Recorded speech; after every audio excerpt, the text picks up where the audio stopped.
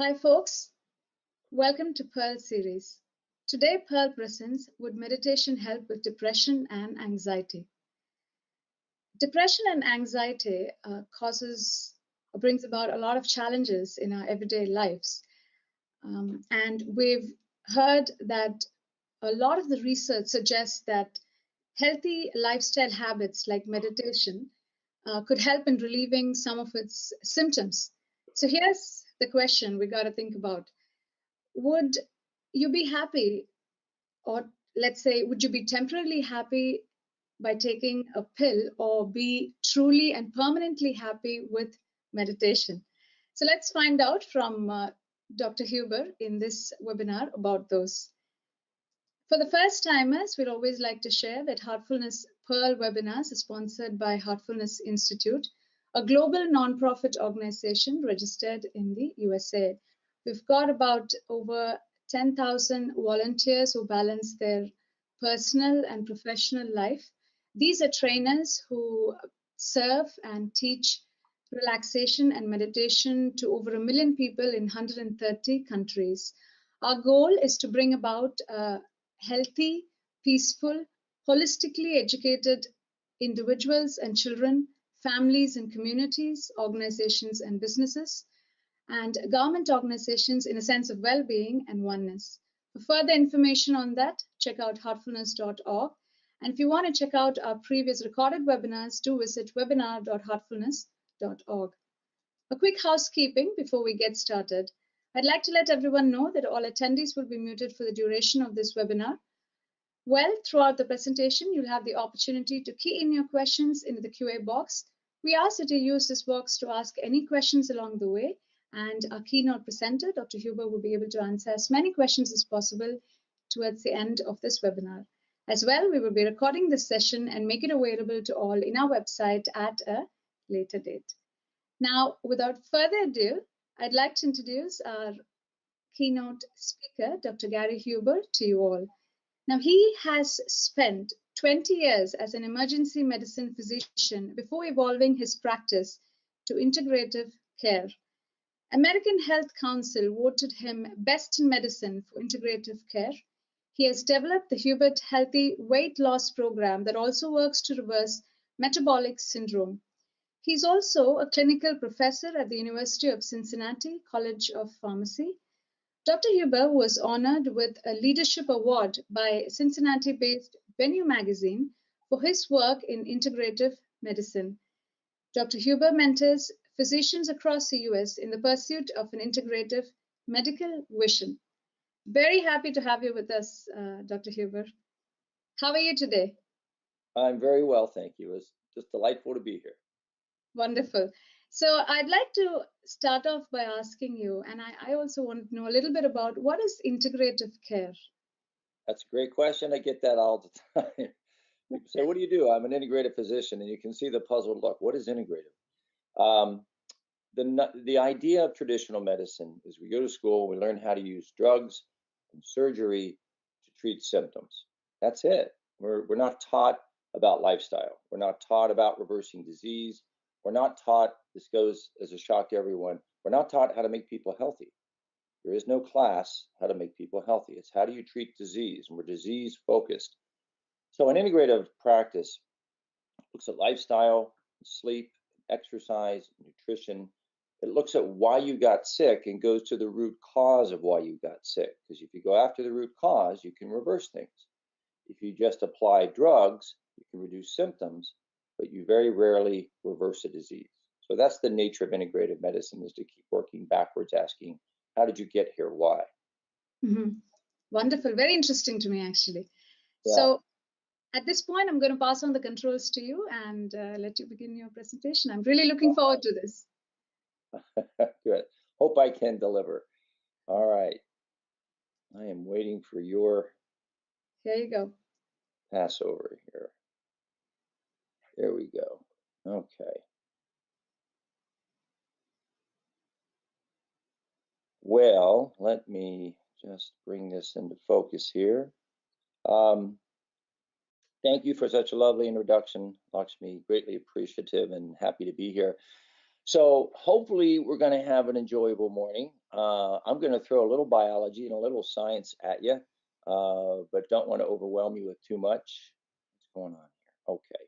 And I just want to kind of set this up a little bit. When we talk about anxiety and depression, uh, everybody experiences some degree of it at some point in their life, some more than others. And we want to explore, as I said with integrative medicine, the whys, right? Why? If everybody gets this, what's driving it? So I want to talk a little bit about the metaphysical. That's our belief system. That's what we think. That's what we've learned. That's what's going up inside our brain, but also the biological aspects of this. And as you walk away today, I hope to leave you with the sense that you're in control. You get to decide if you choose to be anxious or choose to be depressed. To simply throw a drug at it, it can help. It can help with symptoms, but a drug can never reverse the problem. But you can. You're more powerful than the pharmaceutical companies. So I want to give you some insights onto how you can engage your power, okay? How you can take control of this. Let's ask some simple questions. What is the cause of anxiety and depression, right? That's pretty basic, but it's a huge question because there's so many things. Think of it as a 100-piece puzzle. In which piece is the most important? Well, they're all important, okay? So when we talk about the cause of anxiety and depression, we'll define that a little bit, but I want you to think of it as inflammation of our brain from so many different sources. Okay, I'll tell you what isn't the cause. What isn't the cause is that you were born with a deficiency of Prozac, or you were born with a deficiency of Ativan. That's not the cause. So once again, drugs can be helpful, but they don't address really how you got where you are. Is it a genetic defect? Is it just some gene that's out of control? No, no. Genes play a very small role. You may have a genetic uh, I don't want to say precondition, but a predominance of genes that may increase your chances of becoming anxious or depressed. Everybody in your family may experience anxiety and depression. That doesn't mean you have to. It's still in your control. Genes play maybe 20%, 25 at most of the control of if you get anxious or depressed. That means 75% of your risk is dependent upon what you do to your body. How do you treat it? How do you care for it? So take the genes and put them to the side because whether you turn your genes on or turn them off is based on what you eat, on what you do for exercise, on how you sleep, on how inflamed your lifestyle is. What can I do to reduce or manage it? Well, that's what we're going to spend the next 30 minutes going over. There's many things, a dozen or more decisions every single day that you make that either drive you further into anxiety and depression or drive you out of it. And it comes again to lifestyle. What do we do from the time we get up to the time do we go to bed, and how well do we sleep when we're in bed? And where does meditation fit in? Meditation is an amazing tool because it's one of those elements that when applied to everyone, it has a benefit. Okay. Not all drugs work for everybody. Meditation works for everyone. We're going to show how meditation literally changes the way your brain works. It dials up or down different neurotransmitters that directly impact your ability to be anxious or depressed or not. Lakshmi asked to offer you guys a little bit of a poll to take. We're going to do a stress test, a very simple stress test, because I think this often gets overlooked. The quality and length of your sleep is critical, right? A brain that's well slept is a brain that functions better and has lower anxiety. How well do you sleep? I find this question always gets met with interesting responses. People go, I am a great sleeper. I get 6 hours of sleep and I only awaken 2 times. That's terrible. So I want you to judge your sleep. Ideal sleep is 7.5 hours, maybe a little bit more, with no interruptions. That's a perfect 10 as a score, okay? But I want you to subtract a point for each hour of sleep you don't get or each interruption that you have.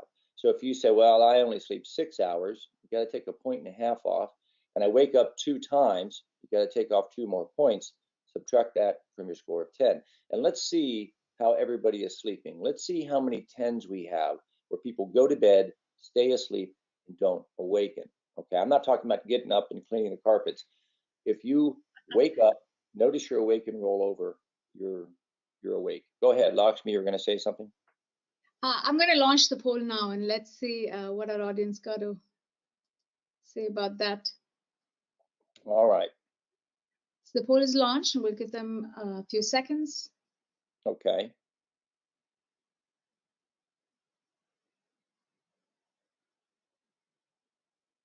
I wouldn't be surprised if some people rate their sleep as a 5 or a 4. I've seen patients that wake up 10, 20 times a night and only get 5 hours sleep. So, and the reason I bring this up is Uh-huh. sleep is critical to your recovery. And so, if somebody does have anxiety and depression and they're not getting sleep, I'm going to show you in just a minute what are you doing to your brain by not getting that sleep, and what can you do to improve it. Yeah. So did you say the everybody needs at least a minimum of 7 hours? Was it? Minimum of 7. I would say ideal is 7.5, maybe 8. Wow. You may wake up once and just roll over and go back to sleep. That's not terrible. Right. But but there should be nights, there should be some nights every week where you sleep straight through the night and don't awaken. And the reason this is important, because if you're not getting that, that's your body telling you something's wrong. Right. Something's not quite calm. Some people can't sleep. They're trying and they're trying and they can't. Other people don't respect their sleep and they don't Right. allow themselves 7.5 hours. They stay up till 1 o'clock answering emails and being on their computers. And then they set their alarm to get up at 6 o'clock and they're intentionally only giving themselves 5 hours. And Wow. they're driving themselves right into problems. Okay. Yeah. Uh-huh. Very All right. interesting, people. So I think we most of them have answered, have chosen. Okay. All And right. I'm going to close the poll now, and I will announce the results. So I think 52% chose 6 hours, 31% of them chose 7 hours, 9% 8, 6% 9, and 1% 10 hours. There you go. So the person that said 10 means you're getting perfect sleep. And again, that's typical. When I do a talk and I have everybody stand up and I have them sit down as they fail individual questions, there's typically in a room of 100 people, there may only be 2 people standing at the end, meaning they're having good sleep. So I Right. just bring it up because you should look at that and go, wow, my body's under physiologic stress. I'm not talking nail biting anxiety, but your body's under physiologic stress. I was asked to just present what are the signs and symptoms of depression. Well, look at them. They're very broad. Poor concentration and memory, trouble making decisions, feeling guilt or worthlessness or helplessness, pessimism, poor sleep habits, ding, ding, ding, right? Irritability, overeating, appetite loss, digestive problems, feeling just anxious or empty inside, restlessness, suicidal thoughts, and the loss of interest in things that were once pleasurable, including even sex. So these are the signs and symptoms. And I bet you everybody on this call right now, at one point or time or another, has said, yeah, I've got a little of that or a little of this. Here's the thing I want you to look at. If this is how we diagnose depression and anxiety, what blood test did I just mention? What x ray did I just mention? None, right?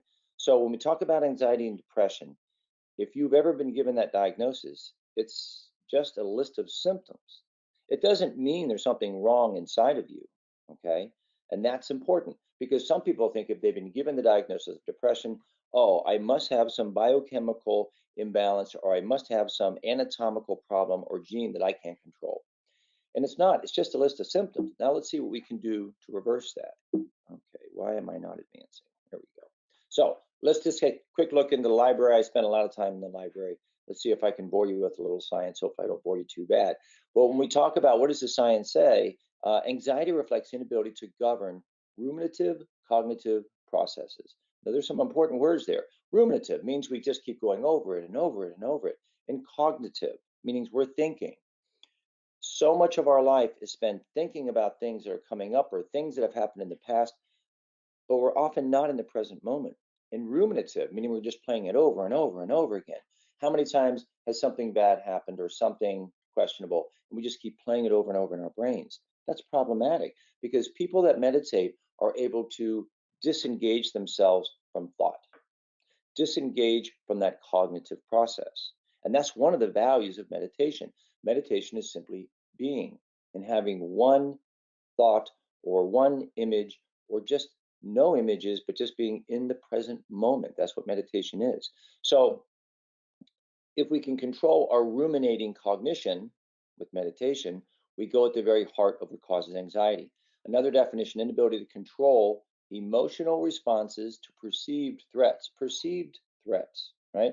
So our hippocampus is a very important part of our brain. It's part of our memory and cognition, but the hippocampus protects our hypothalamus. It's a very central part of our brain and it adds context.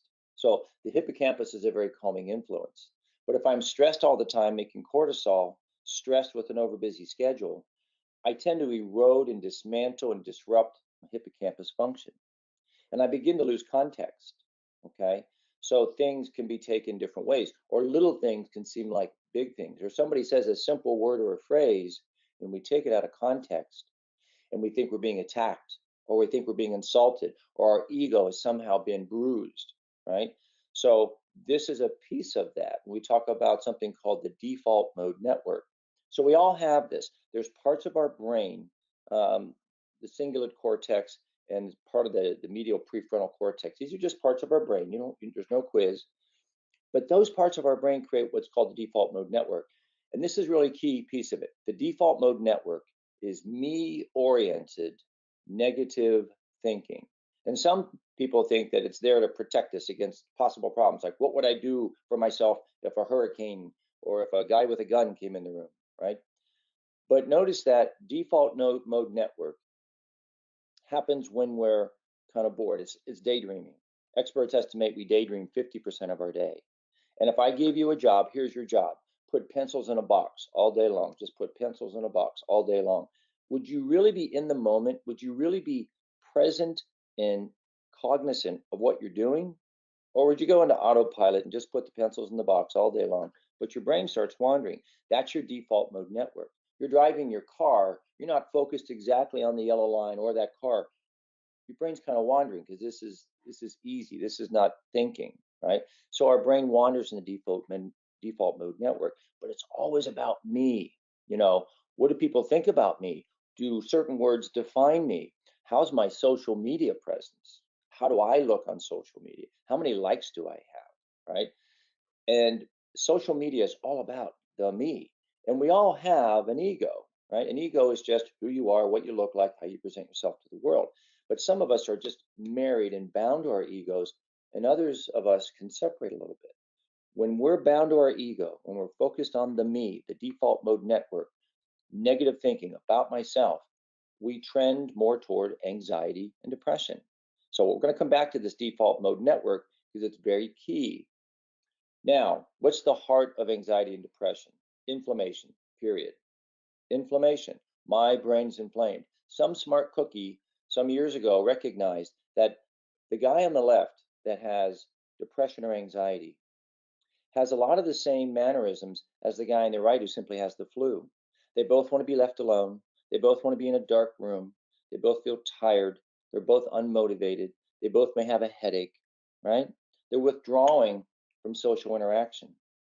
And since then, research has gone on to prove that that's exactly the case. We make these inflammatory compounds called cytokines when our bodies have an infection, like the flu. And these cytokines make our body not feel good. But people with anxiety and depression also have high levels of cytokine in their brain. Our brain is only this big, it's a very small organ. And half the cells in our brain are immune cells and can produce cytokines. So I want you to carry this concept forward. If you have anxiety and depression, then your brain's inflamed. From what? From your food, from your lifestyle, from chemicals? Don't know, but from something. We'll get into that right now. So if we look at the biology of mood, right? I just did a webinar this week on YouTube talking about what is the biology of depression. We're not going to spend too much time on it here, but I want to share some concepts. So our brain is 70% fat. We are fatheads by nature, all right? And that's very important real estate. We need healthy fats to keep that brain healthy. Now, if we look at that box to the far left, the neurotransmitter box, look at the bottom word there, glutamate. Glutamate, GABA, serotonin, these are all chemicals that allow nerves to talk to other nerves, right? And we need them all. We need them all in balance. It's when they get out of balance. So glutamate, we need it to have good cognition. But if we have too much glutamate, our brain goes from thinking to kind of hyper, then into anxiety, and then on to depression. So too much glutamate is at the heart and soul of anxiety and depression. Well, what would drive that? Well, do you ever eat Doritos? Do you ever eat barbecued potato chips? Do you ever eat any food with MSG? MSG is monosodium glutamate. So it can be as simple as I eat a lot of glutamate. I eat a lot of processed food that has glutamate. Or there are certain things that you do that will drive an increased amount of glutamate in your brain. One of them is not getting sleep. if you don't make melatonin, if your vitamin D levels are low, if you have a low level of something in your body called N-acetylcysteine, it's an amino acid, but it comes from cruciferous vegetables and onion and garlic. So if you're one of those people that say, oh, I don't like vegetables, I eat 0 to 1 vegetables a day, you're not getting N-acetylcysteine. If you don't get magnesium in your diet, all these things are determining your glutamate level, your GABA. GABA is a very calming. What's interesting is glutamate, the most excitatory neurotransmitter, turns into GABA, which is the most calming neurotransmitter, with the simple aid of vitamin B6 and simple amino acids like taurine. But what if you're not getting good B vitamin intake? What if you're on a birth control pill that depletes B vitamins or interferes with your natural hormones that promote GABA? You may have a GABA deficiency. But notice how this is all self-induced. It's self-induced by diet or a choice to be on birth control pill or other lifestyle factors, not getting enough sleep. We go on to exercise. Exercise lowers cortisol. Cortisol needs to be there for us to be awake and alert. But too much cortisol, when it gets too high, that's a problem for our brain. Exercise keeps cortisol in control. And what's interesting is exercise increases dopamine and norepinephrine. Have you ever had that day where you just mentally feel dull? Your mood and your cognition and your ability to solve problems, everything just feels bleh, like you're trying to run through mud. You probably don't have dopamine and norepinephrine. Go exercise. Guess what will happen to your mood? It will dramatically increase because when you exercise, you make dopamine and norepinephrine.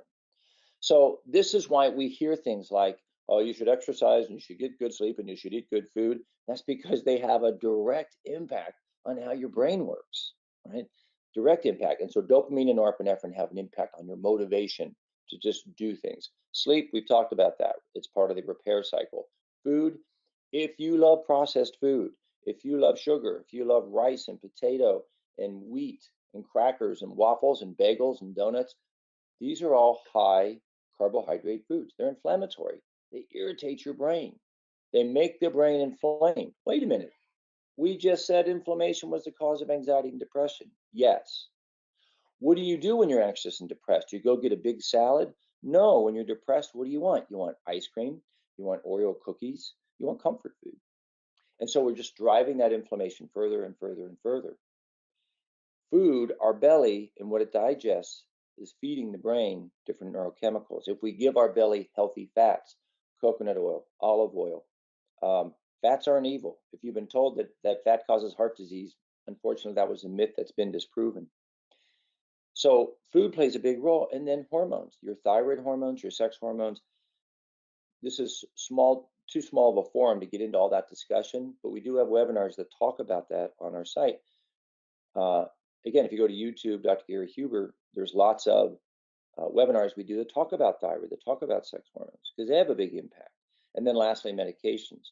And I want to point out, if you're on Prozac, if you're on Ativan, if you're on Zoloft, if you're on Wellbutrin, any of those, and they're helping, that's great. But it's not fixing the problem. It's helping to mitigate some of the symptoms, but you can get rid of or reduce, and sometimes completely eliminate, any need for any medicine if you address everything on this page. Exercise, proper foods, get your thyroid checked, get your sex hormones balanced. All these things can impact whether or not you ever need to be on a medication. And yes, people in my practice do come off the medication. So let's take personal responsibility, right? If those are all the factors, what role do I play in that? Well, you're 100% responsible. It is your body, it's your life, it's your experience. So if you overschedule yourself, if you put yourself in a stressful lifestyle, if you're too connected to social media, right? People you don't even know, and you're tweeting out your opinion. It's all about the me. That's all about the default mode network. If you have disabling beliefs, like I have this 6-page to-do list that I have to get done today, and I can't be happy unless I get it all done. That's crazy. That's never going to work, right? If I don't do healthy things, if I don't exercise, and here's what I see. I'm too busy. My to-do list is too big. I have too much to do. I don't have time to exercise. I don't have time to sleep. Meditate, maybe next week when I have time, and I don't have time to eat right. I'm just going to grab fast food. I see that all the time. That's self-directed misery. We're literally doing things to throw ourselves into an anxious, moody, depressed state. Does that make sense? So this is empowering because you get to decide how you want to feel based on the things you do every day. Can meditation help alter brain physiology? Well, based on what I just shared with you, you should have some clue that that's the case. We talked about lifestyle habits. Now I'm going to get into meditation. In this particular study, what they did was they took people with anxiety and they taught them how to meditate, and they measured it by this questionnaire. They measured how depressed or anxious they were. And another group, they put them through a stress management workshop. Okay. The people that meditated were novices. They had no experience with meditation, and they only meditated for 8 weeks. Yet they saw a 36% improvement in their Hamilton anxiety score. That's just a traditional test that measures your anxiety. Note that drug and psychotherapy fail at rates as high as 60%. Okay. So a 36% improvement in just 8 weeks, just from some meditation class. This is not in depth therapy, and they had a tremendous impact. The default mode network. Okay. In this experiment, what they did was they used a functional MRI. Functional MRI is a very fancy machine that looks at blood flow inside of your brain, and they measured where the blood flow was going. And so they did that before, and then they had people meditate for a whopping 4 days, right? That's not a lot of time. Then they repeated the functional MRI.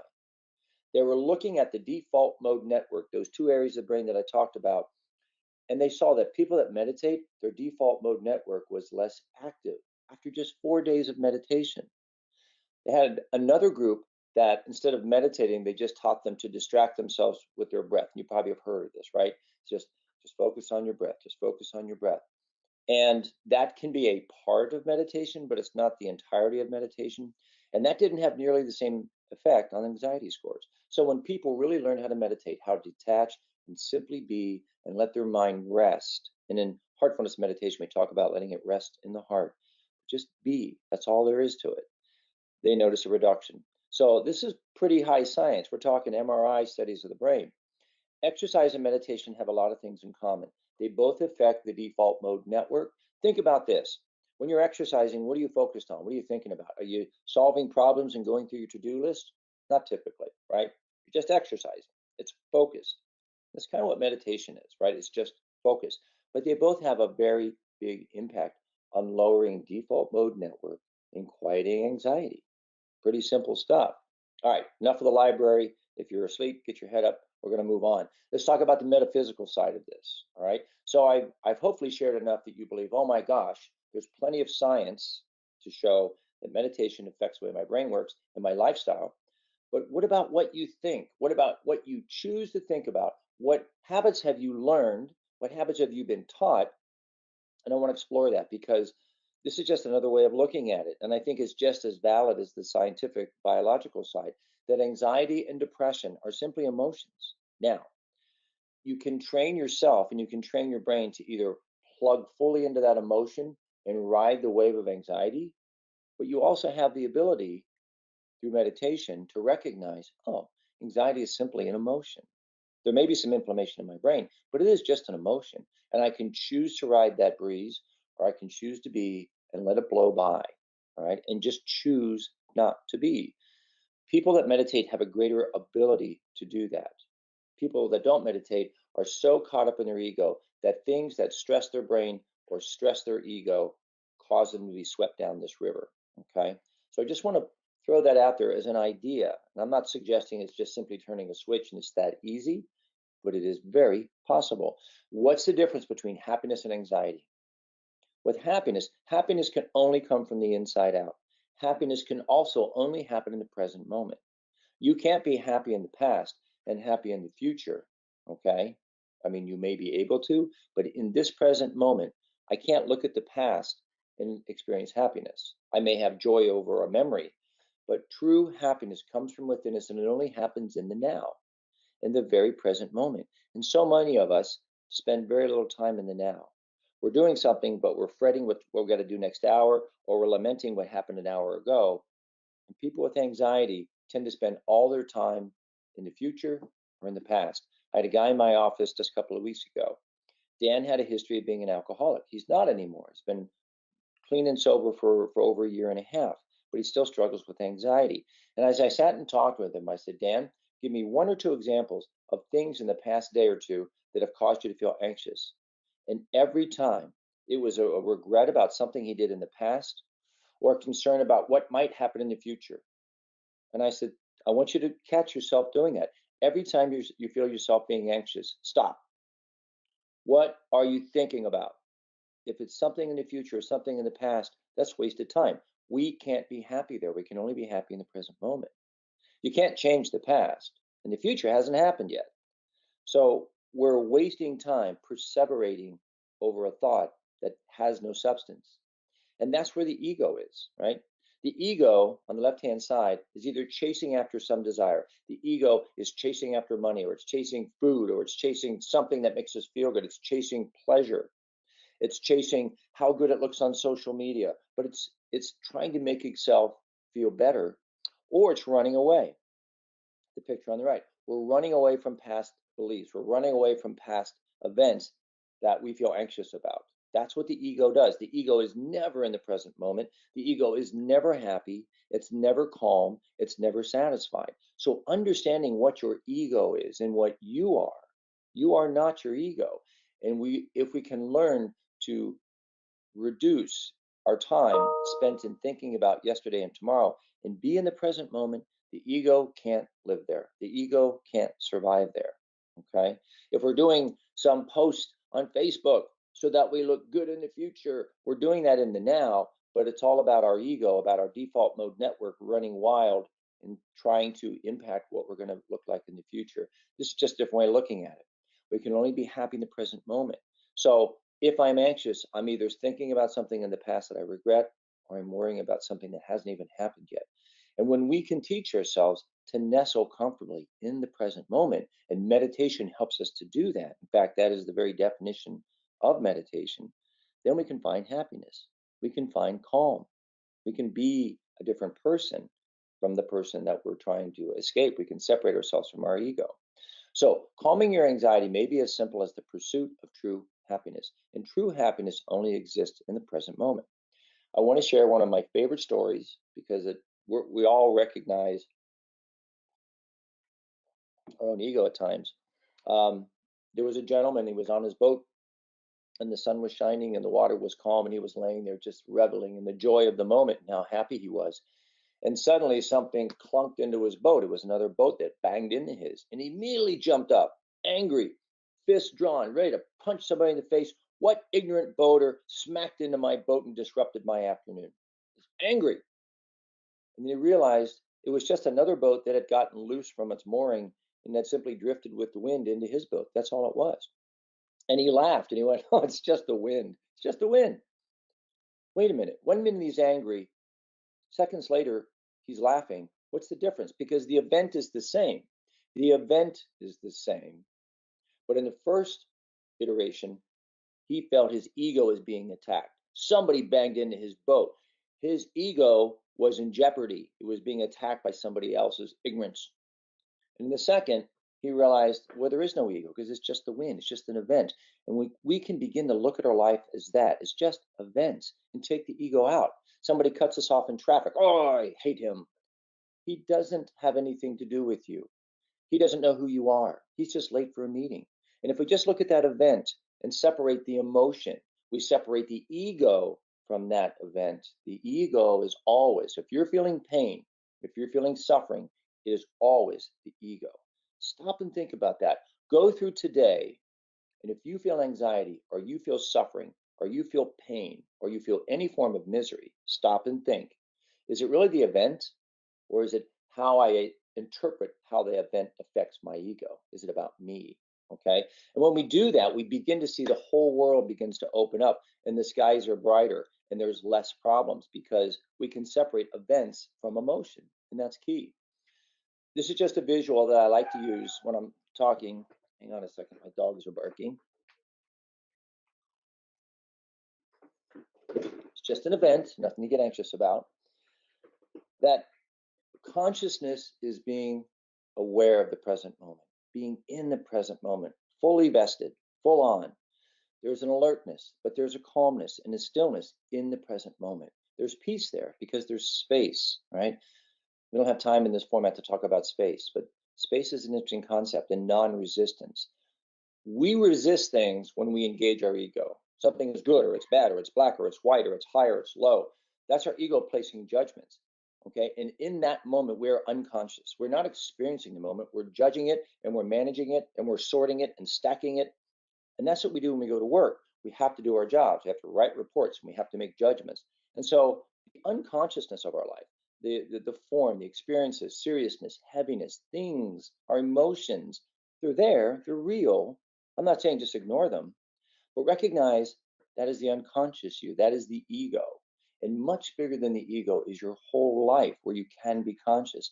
And when we allow consciousness to pervade the things we do in our day, the amount of time spent with the ego, the amount of time being swept away with emotions begins to reduce because we understand that these are just events. And that's all there is in life. There's just events, and all events will pass. This is how we tend to go through our life, though, compartmentalizing. As soon as something is handed to us, a piece of paper or an idea or a thought or anything happens, we immediately go to define it. It's good, it's bad. We want to compartmentalize it and put it in a category.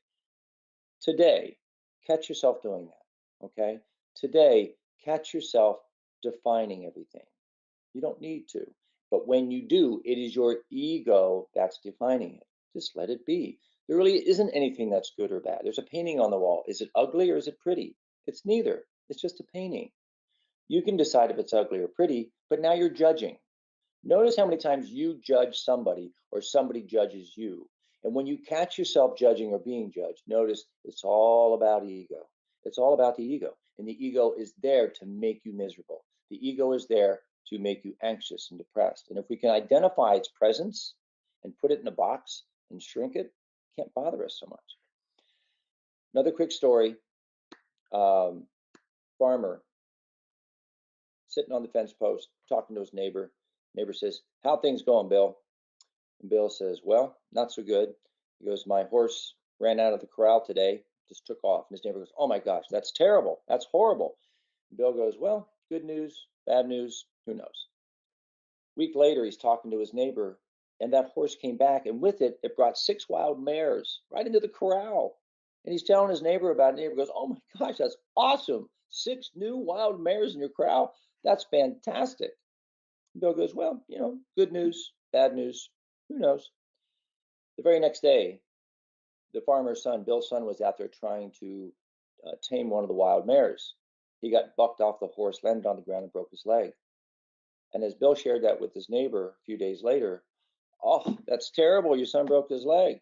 Once again, Bill, good news, bad news. And a week later, the army came through town, gathering up all the young men to go to war. But the farmer's son wasn't any good to them with his broken leg, so he was left behind. Good news, bad news. The point of this, whatever happens in your life, it just is. And the act of meditating allows us to be in that calm space and just recognize these are events. They're not good, they're not bad, they simply are.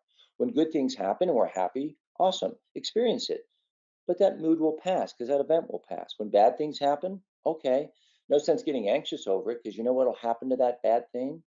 It'll pass because everything in life passes, right? Everything in life passes. But we make ourselves miserable in the moment, judging it as good or bad. That's what stimulates our ego, and that's what drives our anxiety and our depression. So, the joy of being, the only true happiness cannot come to you from any possession. I can't give you anything and give you joy.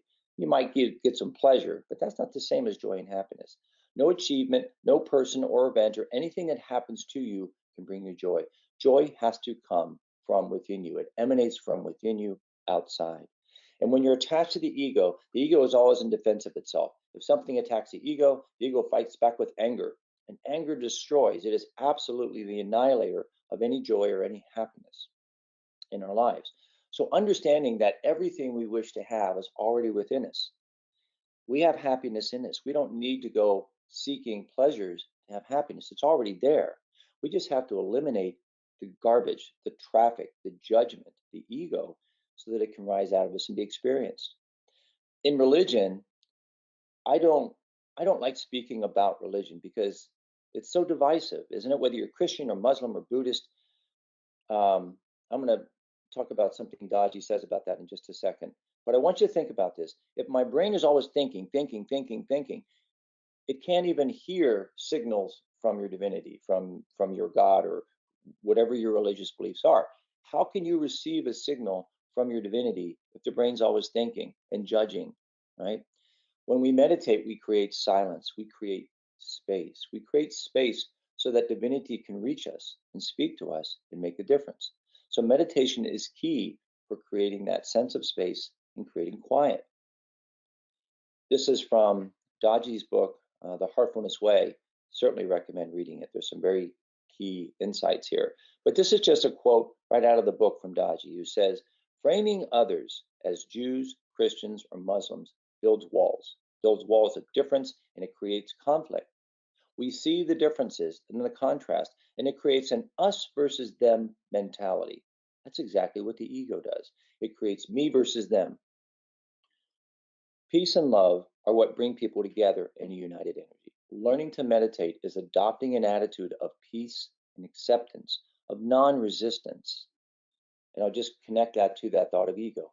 Ego is resistance, because the ego is putting up hurdles and judgments that create resistance. I don't want to do that because that's bad, or he can't do that because I think he's whatever. Just being and letting energy flow and letting peace and love flow, meditation facilitates that in a phenomenal way. Okay. So I hope I provided both sides of the equation. A little bit is biology, a lot of it is biology, but a lot of it is just behaviors and attitudes that we bring with us from our past into our present moment. And if we're willing and open to change our beliefs through meditation, because meditation provides that calm space, then we can get rid of anxiety and depression. Okay.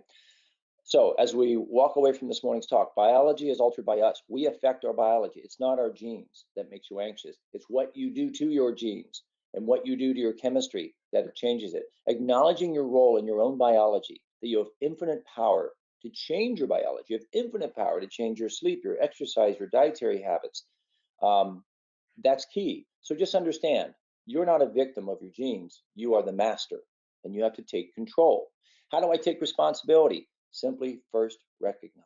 Just recognize. Today, I strongly encourage you today, don't judge, just observe. Notice things going through your mind. Notice things other people say. Notice judgments, okay?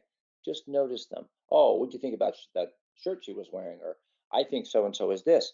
Notice how much of our life is spent judging, and then relate that to my ego. Is my ego damaged here? Is it really just the event, or is it the way I'm interpreting the event that's arising this ferocious ego that's creating my anxiety and my misery? Vow to live in the present, to simply be in the present. You know the best way to live in the present in an instant? Take a belly breath, a deep breath. Push your belly out as you inhale, bring it in as you exhale, right? You push your belly button out as you inhale. Why is that important? Because to do it, you have to be in the present. You have to think about it. Push your belly out, take a deep breath in. And oftentimes this is a part of our meditation practice, okay? So if you think you're distracted by your ego and by misery, take a belly breath. In fact, studies have shown, yes, real medical studies, if somebody takes 6 belly breaths, they tried 4, they tried 7, 6 was the magic number. If you take 6 belly breaths, it will change your state. It'll change your mood because you're stimulating the parasympathetic nervous system. Okay. And then look at your life priorities and examine yours. Look at your to-do list. Are there things on your to-do list that shouldn't be there? Are there priorities there that are just silly and taking up your time? And then what to do? Decide to be in the now. Decide to meditate and live in the present moment, because that's where happiness is. Why wouldn't you want to live where there's happiness? Why live in misery? Come back to the present and teach yourself to recognize fear and anxiety as ego, and use meditation to stop ego-driven thinking. Manage your ego. It's there. It's not going away. But can I shrink its influence on my life? Use breathing as a tool. Change your food, change your sleep, change your exercise to reduce your brain inflammation. That joyous, happy little face, do you think he's thinking about anything in the past or anything in the future? Or is he simply reveling in the joy of being swung around by his dad, right? He's loving it. That's joy and happiness, a luminous appreciation of the present moment. Live in the present, take control of your life. And if you're anxious, you have every ability to reverse that. Okay? Well, that is it. I'm going to turn this back over to Lakshmi.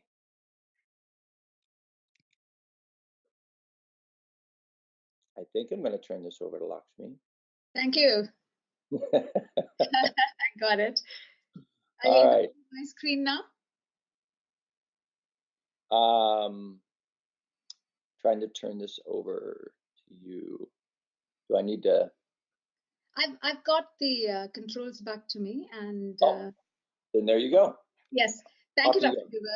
It was such a wonderful presentation, very practical, Well, and thank you. I thoroughly enjoyed it. There was this, apart from the profound message, and nice to know the scientific research backing meditation in this area, and Yeah. how that will help us tackle our brooding and teach us to be more compassionate on ourselves and others. I also like the fact that there was a beautiful sense of humor throughout this your presentation. So Hopefully, every moment of your life has a sense of humor. So when we take ourselves too serious, that the ego goes, yeah, you that's know. right. If your life can't be filled with smiles and chuckles and lightness, then maybe you should re-examine how you're leading it. Absolutely, I totally agree with you. So I really like that part of it. So thank Good. you, again. Good. I hope it's useful. It was certainly useful for me, and I think our audience would have found it very useful as well. So moving on, I think our next section is our little relaxation and our heartfulness meditation. It's only going to be a very short one, but I think it will beautifully tie in into today's topic as well. If any of your friends are, feeling anxious, I think this is a great tool that we can offer to them, and help them be relaxed and be in the present moment. So I just request our audience to just put away your cell phones and just simply follow my simple instructions. So close your eyes very gently and softly. Let's begin with the toes. Wiggle your toes. Now feel them relaxed.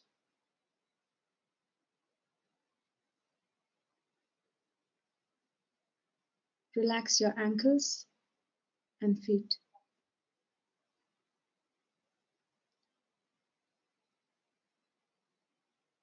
Feel the energy move up from the earth through your ankles to your knees, relaxing the lower part of your leg.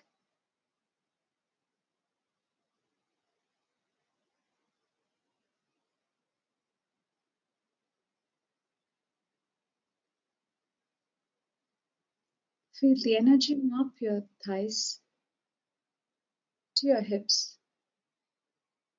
relaxing your hips, stomach, and waist. Breathe in, breathe out, and relax.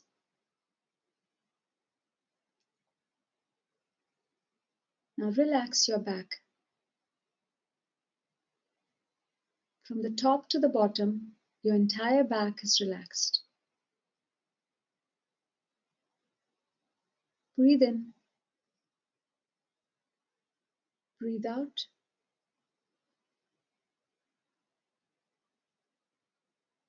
and relax.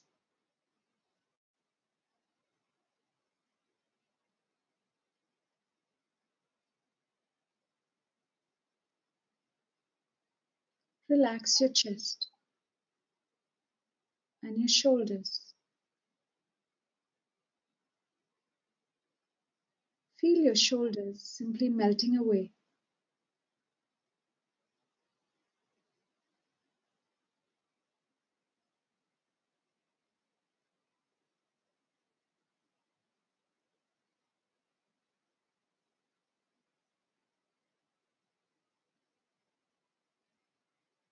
Feel this energy move down your arms,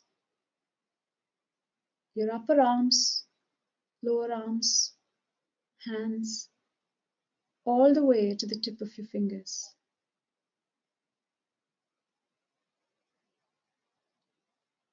Both your arms are completely relaxed now.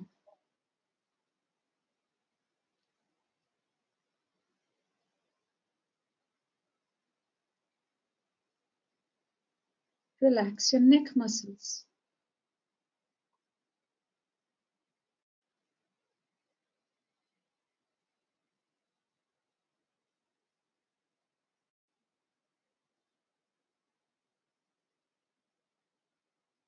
Feel this energy move up your face, relaxing your jaws, mouth, nose, cheeks, earlobes, eyes, forehead, all the way to the top of your head.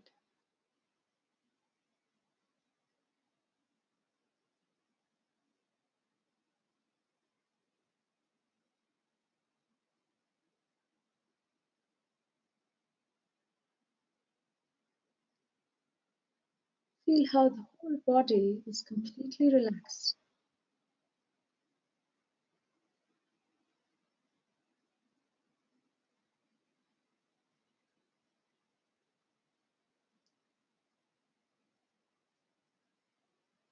Now gently move your attention to your heart.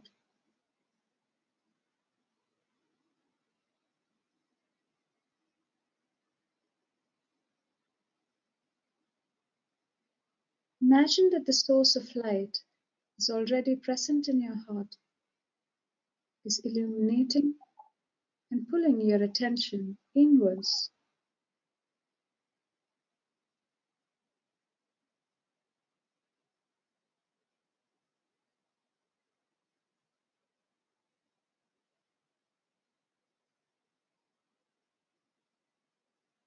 Stay still and quiet and absorbed in this thought until you hear a prompt to finish.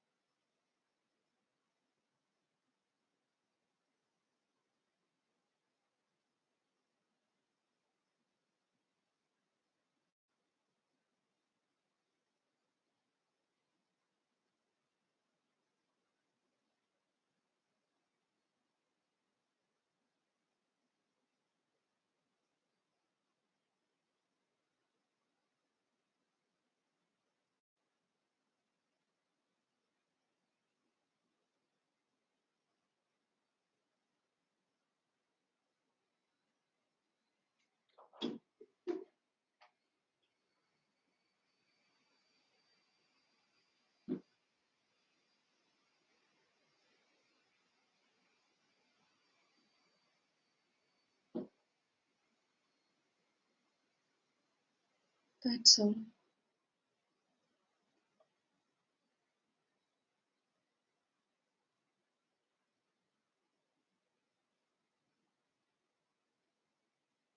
Now open your eyes and gently come back to the present moment.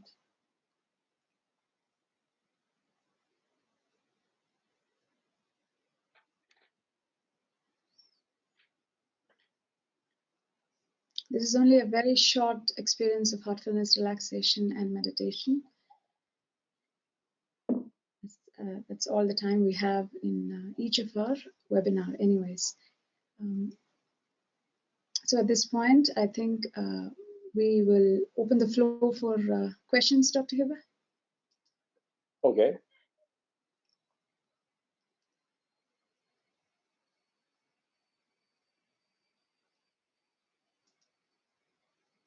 So this is a question from Anita. She says, my question is, sometimes your heart is silent, but in your mind, there are so many thoughts and questions going on.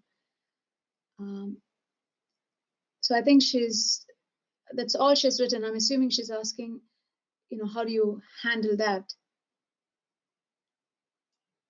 I, in my medical practice, encourage every single patient to learn a practice of meditation. And the most common comment I hear is, I can't quiet my brain. Therefore, I can't meditate. That's normal. I don't know anybody that sat down to meditate their first time and just experienced bliss.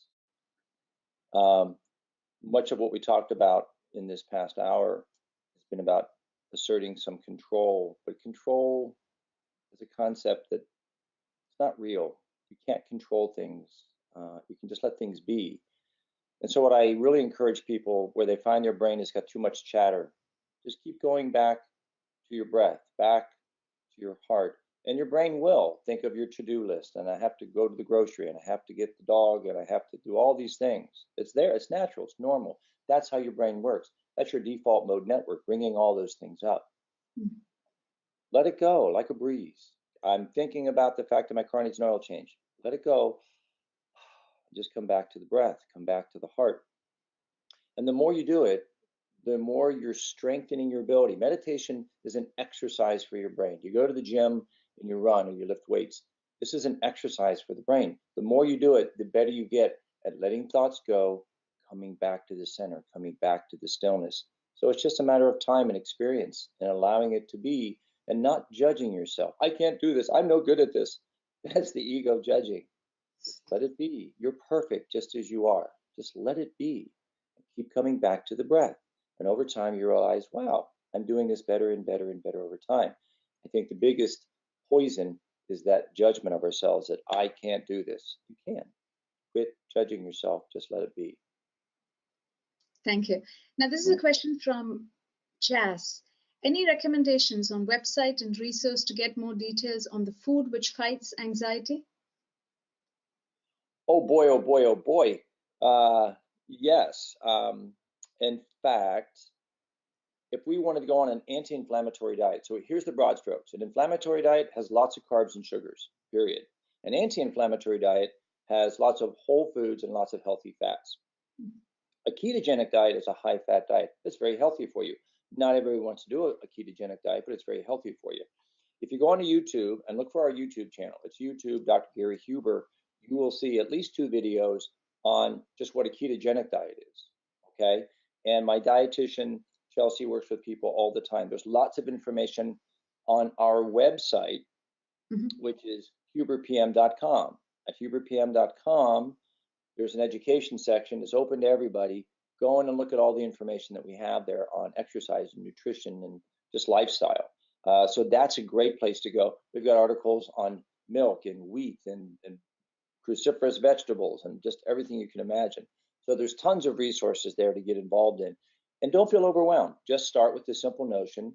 If it's wheat or grain or potato or corn, I'm going to begin to move that out. And I'm going to begin to bring in healthy foods like avocados and olives and healthy fats. You've been lied to that fats cause heart attacks. No, they do not. The research is clear on this. All right. So get back to eating healthy fats, healthy meats and eggs and vegetables, real foods. If you can pluck it out of the ground or shoot it, it's real food. If you have to open up a box, a bag, or a can, it's not real food and it might be inflammatory to your brain. Okay. Just start there and then go research on our website. Excellent. I was going to say on that point that, we will share your website in our follow-up email to all the attendees and the people who have missed this webinar as well, so they can get all that information. Now, the next question is from Sitara. Is the concept of planning for the future and living in the present moment conflict each other? No, because we do have to plan for the future and we do have to learn from the past. And I'm not suggesting we just sit in a chair with rose-colored glasses and ignore what's going on around us. It's real, it's there. But recognize at that moment that, okay, it's prudent to sit down and plan for the future and plan your finances. And it's prudent to learn from the past. But don't spend your whole life in that mode and don't be worrying about the future. It's one thing to plan, it's another thing to worry about it and stress over it and have anxiety about it.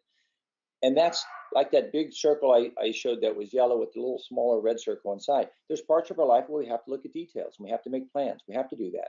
But always do it with consciousness, knowing that, okay, this is an artificial construct. I have to do it. And then I'm going to go back to my conscious living. Okay, so no, they're not conflicting. We need to balance both sides of that. The problem is most people spend all their time in the red circle and they never step out of it and just appreciate the present moment. Thank you, Dr. Huber. Now, this is a question from Mayank. Can the chronic depression and anxiety affect speech pattern? If yes, how to treat the trio holistically? Affect speech patterns? That's right. You talking stuttering? You talking Tourette's? I'm not certain what to mean by speech patterns. You mean just the words you're choosing to use? That's a little unclear to me. So would anxiety and depression affect speech patterns? Again, I'm not real clear on what direction she's going. I wish I could offer you more insight there when you say speech patterns. I don't know if you're talking about words you're choosing. If we're Yeah. talking about that, yeah, I mean, it's words are powerful. Words are real, right? Words and thoughts are real things. I challenge anybody in the quiet moment of your day to day, just say something negative out loud. Say the word, I am so overwhelmed. Notice how you feel. Say the word, mention somebody's name. I hate Sally. Notice how you feel. Words evoke emotions. And so if you're talking about, I'm anxious and depressed, and therefore I choose to say things that are maybe destructive to me, yes. Now, how do we holistically treat this? We holistically treat anxiety and depression, even if somebody's on medications, by changing their diet, getting into exercise. But we use a lot of different nutraceuticals. We use a lot of B vitamin therapy. We add things like theanine or things that support your ability to make GABA. So there are things that we do to help support somebody's neurotransmitter function, and in a very natural, holistic way, look at their thyroid and hormones to see if that's a piece of it. Like I said, there's multiple avenues that affect what's making the body anxious. So we look at it from a very broad aspect, like that picture that I showed you with the brain and all those boxes around it. We look at all those little boxes. That's how we holistically come to a solution. So this person, Mayank, she had added that in terms of speech, she's clarified that hurried and gabbled speech is very Hurried and garbled speech. yeah. Okay. Yeah. The ability to slow down, right? The ability to articulate carefully. There are people that naturally have an accelerated speech pattern. Certainly in the past or even in the present, I can talk very quickly. But if I allow myself to be conscious in the moment and understand that I'm articulating with somebody, I'm reaching out to somebody, we're trying to communicate, I can slow down my speech pattern. I think anybody can. I think it's just being aware of it. Notice how anything in our life that's problematic, if we're simply made aware of it, we have the opportunity to make change. So if somebody has kind of a garble, they don't enunciate or they speak too quickly, my wife would say, I don't always articulate, I don't always enunciate. But just being made aware of it and being open that you're not being criticized. It's just an observation, and you have the opportunity or the option to decide if I choose to do something about that. But yes, I think getting rid of anxiety and depression can ultimately help your ability to alter that rapid speech pattern. So thank you for that. Now, there's a question from I don't know who it is, from anonymous person. I have found that treating depression with pills increase the possibility of further and more intense depressive episodes. What is your view on pills? Do they really work? For some people, they can, and they can help. I look at pills as placeholders. If somebody comes in and says, I'm suicidal, yeah, we may choose to use a drug to try to get them off the ledge, so to speak. All right. But here's the thing with pills.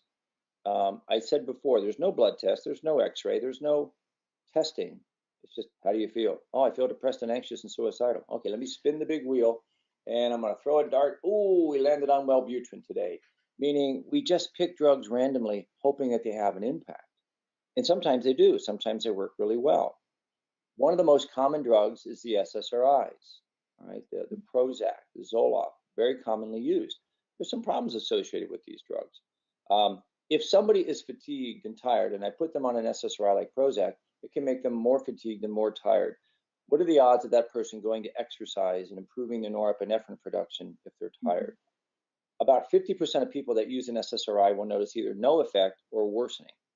And that just shows you there's many different things affecting your mood, and just giving somebody a medication isn't a guarantee that it's going to work. We know that there are high failure rates with these kind of therapies. Doesn't mean they're worthless. And they may be a good placeholder, and it may help you feel a little bit better right now, but it's never going to reverse the problem. So Mhm. let's get back to addressing lifestyle. The pills aren't evil, but there are some side effects. Some of these mood changing meds make people more suicidal. Mhm. Some of these medications have been documented that they increase the tendency toward violent behavior. Right. So it's a very involved question, and there's nothing wrong with trying those meds, but I always look at those meds as a short term solution. The ultimate solution are in the things that we talked about today. Yeah, wonderful. Just to add on to that question, there was also another question from a different person. He or she says they are feeling better with meditation, and they're feeling less anxious and depressed these days. Get great changes in their mood and how they look at life. So they're just curious to know if meditation can take the place of medications. It can. It literally can. Yeah. Again, we talked about how meditation affects that default mode network. And if you changed your diet and exercised, got good sleep, then absolutely. It's not uncommon in our office to get a new patient in, and within a matter of 3, 6 months, maybe a year, they're off of their antidepressants or their medications. We don't just pull it away. We Yeah. fix the underlying physiology. It's very common that people over time don't need their medications if you fix the underlying physiology. Wonderful. Now, this is a question from Virna. Ruminating thoughts during depression, so very common. Wouldn't meditation just give one the option to indulge in them? Sorry, this is a question from Mohana. I'm going to back up for 1 second. I don't want to leave anybody with the impression that I'm suggesting, hey, just start meditating today and throw your pills away. Okay. If you're Mm. going to come off medication, and you probably should do this with an integrative physician or somebody who's versed in understanding this approach, you want some assistance in that. Okay. So I don't want anybody leaving today and say, Dr. Huber said I can just throw my Lexapro away. No. So the question was about ruminating thoughts and meditation. That's right. Meditation, the for those of you that might be new to meditation, for those of you who already meditate, you get a sense of this. But learning how to meditate creates space and calm in your life. Well, what does that mean? Oh, yeah, you're just calm when you're meditating for that 10 minutes. No, it allows you to quiet all the traffic. Okay. The more you do it, the more you're able to summon that sense of calm. If I meditate for 20, 30 minutes and I begin to cultivate this sense of calm in my life, then when things are harried and things are going crazy, I can take a deep breath, just a cleansing breath, and go back to that sense of calm. I can summon that calm into my life, right? It's like anything else that you do. It may take you a little while to learn a habit or to learn a skill, but then your ability to engage that skill is almost instantaneous. And it's kind of what meditation does. Mm. We've talked about the impact it's having on your physiology. It's literally changing neurotransmitters. In studies, we've seen that people that meditate have more serotonin. Um, they have more GABA. These are calming neurotransmitters, and your brain's actually making them on its own because with meditation, we've lowered the side of our nervous system that tends to be anxious, the sympathetic tone. So Mm. the balance of our nervous system is changing when we meditate. How does this go back to the ruminating question? Because we ruminate because we can't slow our brain down. We're all sympathetic drive all the time. There's no parasympathetic drive. There's no GABA. There's no serotonin. We're just like this. And so the act of meditation, helping you connect with your sense of calm, changing your neurotransmitters, there's actually a device you can wear that'll measure heart rate variability. And I can meditate and literally see the numbers change. Mm. When my brain is in that calm space and my parasympathetic nervous system is engaged, it's very easy to identify ruminating thoughts and go, no, I'm not going to do that anymore.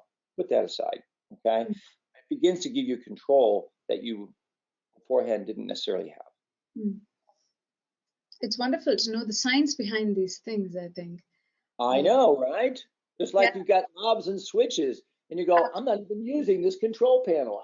I should learn how to turn these knobs and switches. yeah. And and that's the big for a lot of people, that's the separation. They don't believe that just sitting quietly can That's somehow right. do anything to their brain. They think it's just foo-foo hokum. And it's not, because Yeah. literally I can show you with a device how just belly breathing changes your nervous system. We can measure it, we can see the numbers, we can show you how meditation changes those numbers. And when people see that, it's like an aha moment. Oh my gosh, you mean me intentionally calming my brain will really change the way my brain's performing?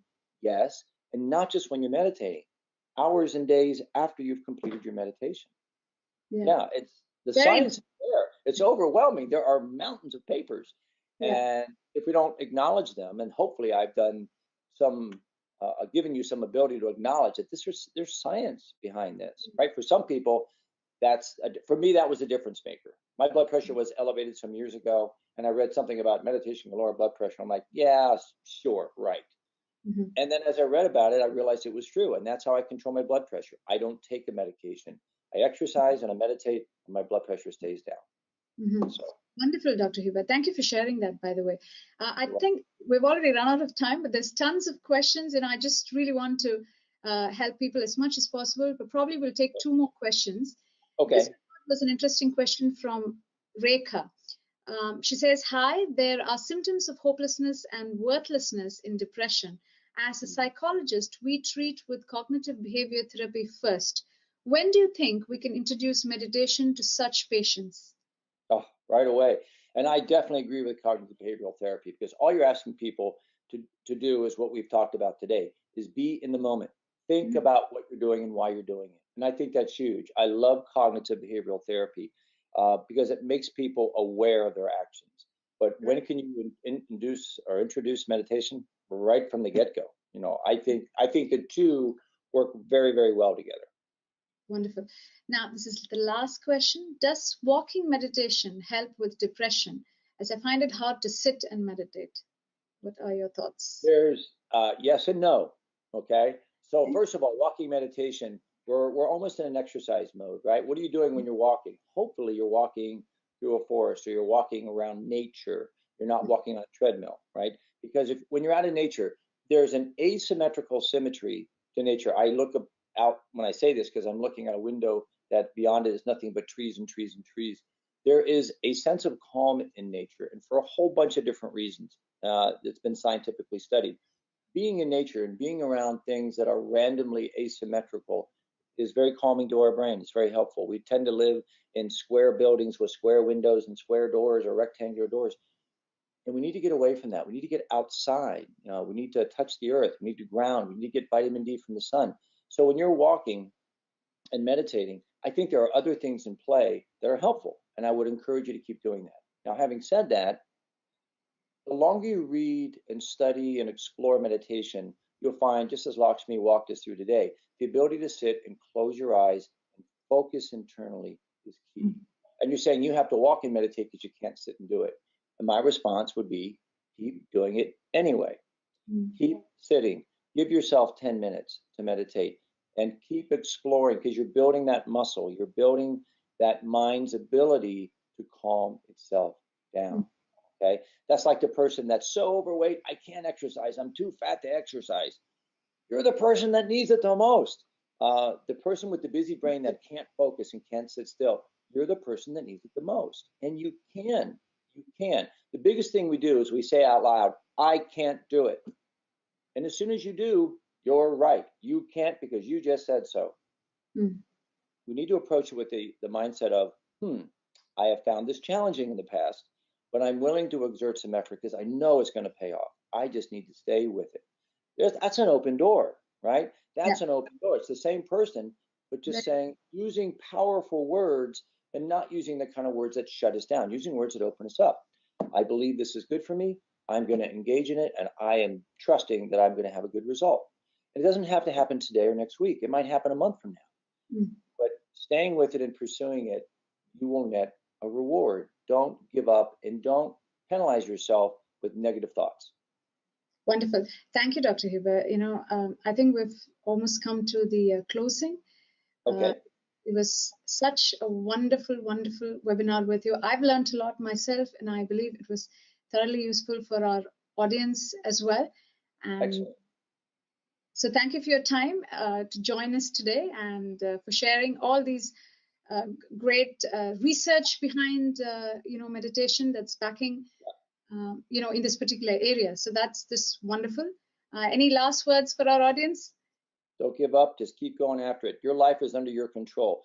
Don't let anybody tell you you can't do something, or let them define who you are. You are who you decide you want to be. And that should be an exploration that takes your whole life to uncover. So don't ever give up. Just keep trying new things and figuring it out. Live in the present moment. Life is too valuable and precious and joyous to be squandered on anxiety and self-limiting thoughts. So with that, have a great day. Enjoy your Saturday and go walk out in the woods. Thank you again, Dr. Huber. I was just going to say thank you to our audience as well for joining us today and for making this a great webinar. I just wanted to share just one little thing before we say bye to each other. We all have heard a lot about the benefits of meditation on our body, mind, and spirit. And there are lots of research. We also heard it from Dr. Huber today about the MRI and what meditation can do to our brain, even the physical part of the brain, let it be, I don't know, increase in the gray matter. And we've heard they say there are researchers or MRIs to show that certain part of the brains are active during or after meditation, and what health benefits they have. And also at a cellular level, we've heard and we've read how the telomeres length increases with meditation. I just wanted to add that it can be life-saving too. I totally, if I just remind you of the story, I'm sure you'll agree with me about the 12 boys that we recently, were in a cave, and I read that they meditated while they were waiting for the rescuers to come and rescue them. They had meditated, or they were meditating in the cave. And that just led me to think that, yes, they were doing it to conserve their energy, to keep them less anxious, just to, and perhaps it could have been buying them more time to live as well. So I just wanted to say that meditation could be life-saving too. So think about that, and I really would like to see you all in our next webinar. That's on September 15th on the topic Role of Social Emotional Learning for Adolescents. This is by Dr. Ranjini Iyer. Until then, take care. Bye for now. See ya.